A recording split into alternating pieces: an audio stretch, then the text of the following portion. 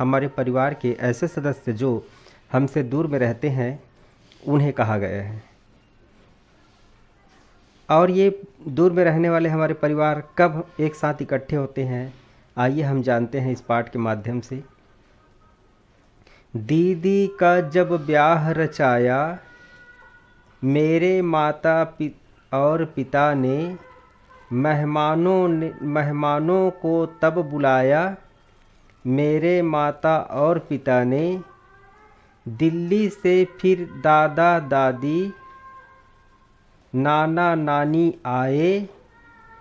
साड़ी बिंदी चूड़ी कंगन कई भेंट वे लाए। मामा मामी मौसा मौसी काका काकी आए। साथ में अपने प्यारे प्यारे बच्चों को भी ले आए।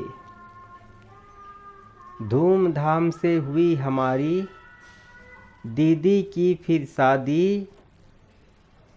लौटे सब मेहमान घरों को, रह गए दादा दादी। अब यहाँ पर बताया गया है कि किसकी शादी हो रही है? दीदी की शादी, बहन की शादी, दीदी की शादी हो रही है। और उनकी शादी के समय सभी मेहमानों को बुलाया गया है। तो दिल्ली से कौन आ रहे हैं? दादा दादी और नाना नानी। और साथ में क्या लेकर आए हैं? साड़ी बिंदी चूड़ी कंगन, ये कई प्रकार की चीज़ लेकर आए हैं।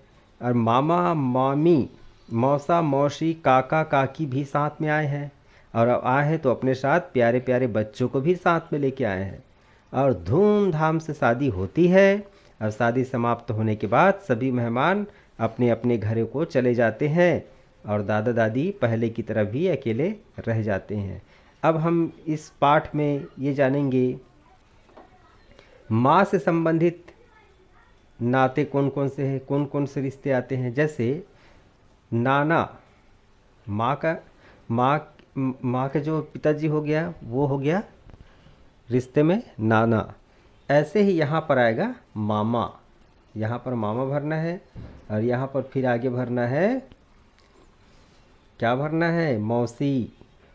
ऐसी पूरा इस तरह से जो माँ पक्ष से संबंधित जितने रिश्ते हैं उसको भरना है। और पिता से संबंधित रिश्ते को इस तरफ भरना है। जैसे चाचा हो गया, ठीक है। चाचा के बाद क्या आता है?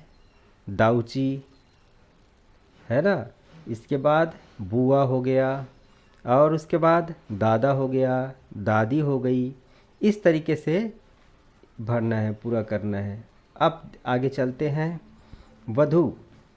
वधू मतलब हो गया घर में आने वाली नई रिश्तेदार, समझ लीजिए। बहू भी कहते हैं उसको गांव की भाषा में, ठीक है। वधू, जैसे वधू वर के पिता की बहू लगती है, ठीक है।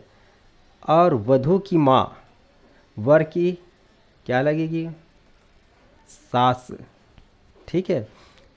अब ऐसे ही पूरे रिश्ते को यहाँ पर लिखना है। जैसे वर की बहन, वर मतलब वधू की क्या लगेगी? ननंद लगती है।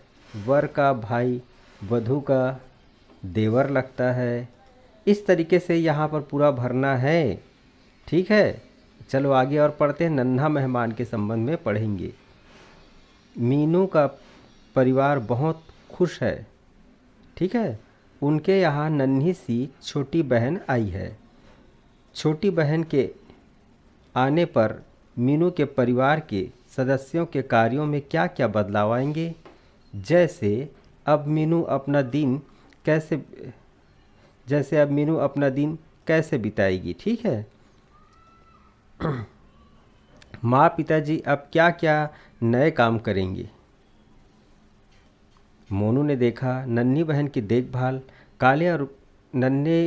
की देखभाल बाल काले और घुंघरालू है। एक मिनट, यहाँ पे गड़बड़ हो रहा है, फिर से पढ़ के बताता हूँ। मोनू ने देखा नन्ही बहन के बाल काले और घुंघरालू हैं, ठीक है। मीनू ने नानी से कहा इनके बाल तो बिल्कुल आपके जैसे हैं। नन्ही के बाल और उनकी नानी के बाल की तरह घुंघराले हैं। तुम अपने किसी भाई बहन चाहे ममेरा या चचेरा भाई बहन की पहचान करके देखो, जैसे आँख का रंग, कद, कद मतलब ऊंचाई, पतली या मोटी नाक, आवाज़, गालों का गड्ढा।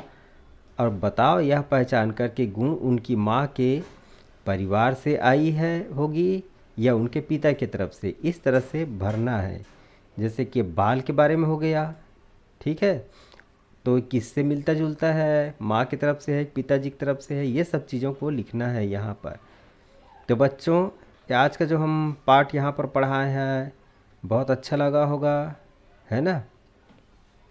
और अभी कोविड-19 के कारण अभी स्कूल में छुट्टी है, इसलिए घर पे रह कर के पढ़ो और घर में रहो, सुरक्षित रहो, मास्क का प्रयोग करो। और बाहर किसी भी व्यक्ति से मिलने जाते हो तो अति आवश्यक परिस्थिति में मिलने जाओ और घर में रहो, खूब पढ़ो। यही हमारी शुभकामनाएं हैं। धन्यवाद।